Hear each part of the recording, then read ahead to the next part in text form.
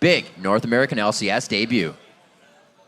Thank you very much, Riv. So LMQ started the season off tied for first place now, one of 3 teams with a win here. And they look very good. They're one of 3 teams with an unmodified roster over the last couple of months there. They looked coordinated, as Jat talked about. It's a scary team. Yeah, and they should. They've been playing together for a long time. They all made the move over here together, and that really should bring a team together. It definitely has.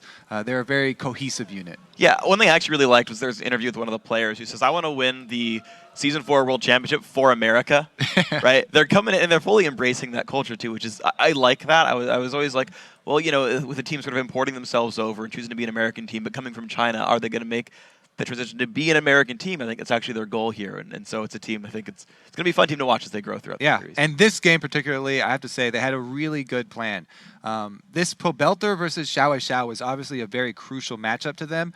They had an early roam after taking the side turret, sending 2 people mid to get that kill on Pobelter, and that's where that CS lead that they were talking about, Xiao over Pobelter, because he got pressured early, and that wasn't the last time that they showed up mid either. No. They set the top laner there. Everybody repeat ganks at Pobelter, and you can see it definitely flustered Pobelter. He had an off game. Yeah, he missed a lot of ultis. There was deaths where he just didn't cast on a teammate, or times where he got chunked out without casting on himself before getting silenced. And I do want to keep talking about the rotation to the mid lane, though, because we've had this evolution of the lane swap metagame, right? So back in like Season 2, it's like, well, you freeze it out, you 2-on-1, maybe you dive the guy if he defends his turret. Then we fast forward to like the beginning of Season 4 here, and it's like, oh, it's 4v0s, and you go hard for the turrets, you kill 2 of them, then you reset your lanes. Now we're at a point where it's slowed down substantially, and you've got like 2-on-0s. But when you've got a 2-on-0, you can leave the AD carry by himself, and the support can go roam. Like now on 2-on-0s, now the mid laner's got all the attention instead of none of the attention, because people are freed up to go do other things. It's really fun how it keeps trying to transition it. And he should know that because he knows everyone's on that bottom side. Yeah. And what you got to do is have either ward coverage or play to the other side of the map where you actually have control. So let's bring up a replay here so that we get something on the screen for you guys and you can see what we're talking about. This one is the early kill onto No Name after the invade, I believe. So let's roll it. This is just no. This is just one ward here from EG that gets Snoopy the ability to set this one up. By the way, there's that one pink ward in the river by Dragon that Snoopy bought very early, and he spent a lot of time getting down there and positioning that vision. That's how important vision is and how close EG are to making a comeback. You see, they get 2 kills off of this. That one pink ward in the little pixel bush down there awards them a huge boost of confidence, a big comeback in this. And you can see at that time, LMQ actually had regular vision wards all over the jungle. Yeah. That's why No Name goes for this invade, because he feels confident that they have complete control over it. They can see everything. He's catching them off guard, but he doesn't walk through that tiny bush, doesn't see the pink ward, and it costs him his life as well as Moore's life. Yeah, I'm surprised that, like, I know at the beginning of the season we're like harping on it. It's like, man, you guys got to walk through that brush and attack move through it. And it's still happening. If you're new to the NALCS, maybe you haven't learned yet. Guys, those brushes are very important. Yeah, and that was kind of the story of this game. And I know Jat talked about it during the commentary, is that LMQ was kind of playing everything else right, but EG was like finding these fights. And like the actual battles tended to go EG's way for the first 20 minutes or so. They kept finding team fights that worked out. And when you've got Thresh peeling for a Kog'Maw, you tend to have pretty good team fights. LMQ, though, they managed to find so many good pickoffs, though. They would flank around, Xiao would make individual plays, and that was how they got their way in. Yeah, I do want to talk more about Xiao, revisiting this LMQ using the pick advantage and the vision advantage, because Xiao on LeBlanc, obviously they want to get him ahead early. They want to send an assassin at a split pusher. That's the oldest way of dealing with split pushers. You send a more powerful assassin to kill him.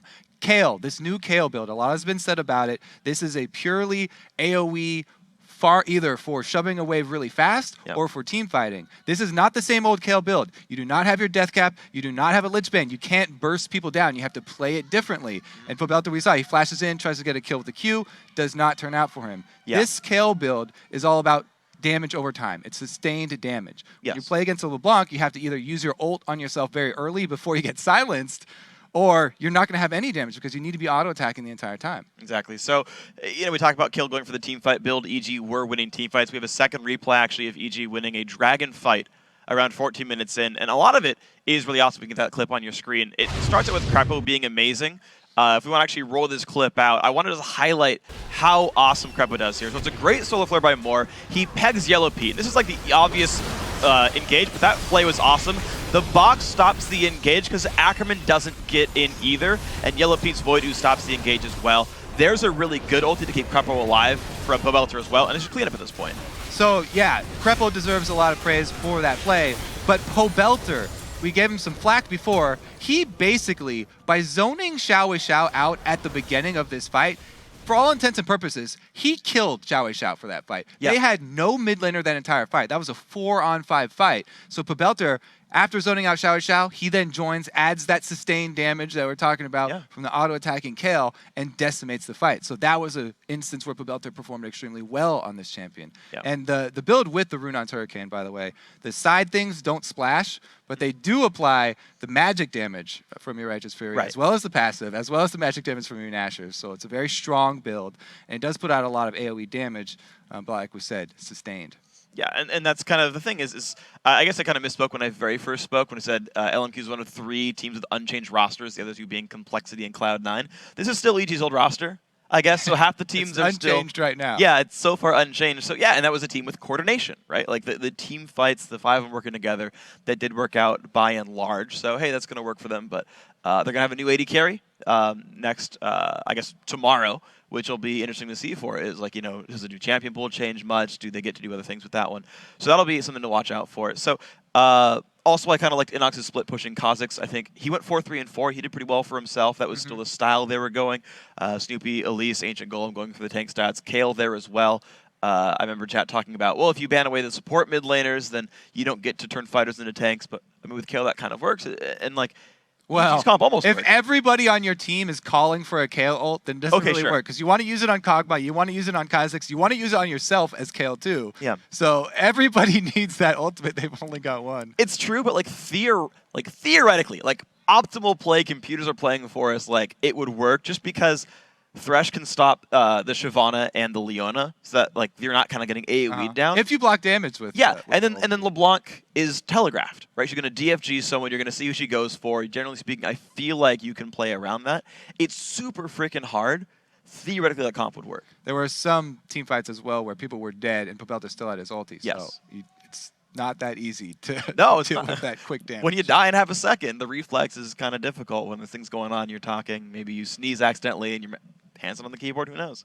All kinds of weird ways it can go. So LMQ, of course, they did amazing. We talked about bursting people out. There's actually one more replay I want to show up here. This is LMQ. About 23 minutes into the game, they get a nice collapse on the mid lane, if we can get that replay up on your screen.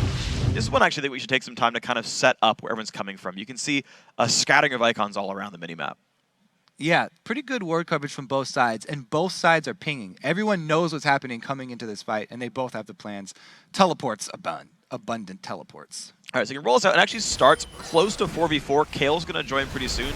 Lucian Kha'Zix still away, but the engage, it's basically a 2-man AoE, and Krepo doesn't get to stop anyone from engaging because he's stunned by Solar Flare when Ackerman comes in. And it's a pretty easy pick on an Inox. Okay, he does eventually get out with the Kale ulti, but it's already fighting down a man, which just gets it more and more difficult. You finally got some auto attacks down from Pobelter, but he gets traded back.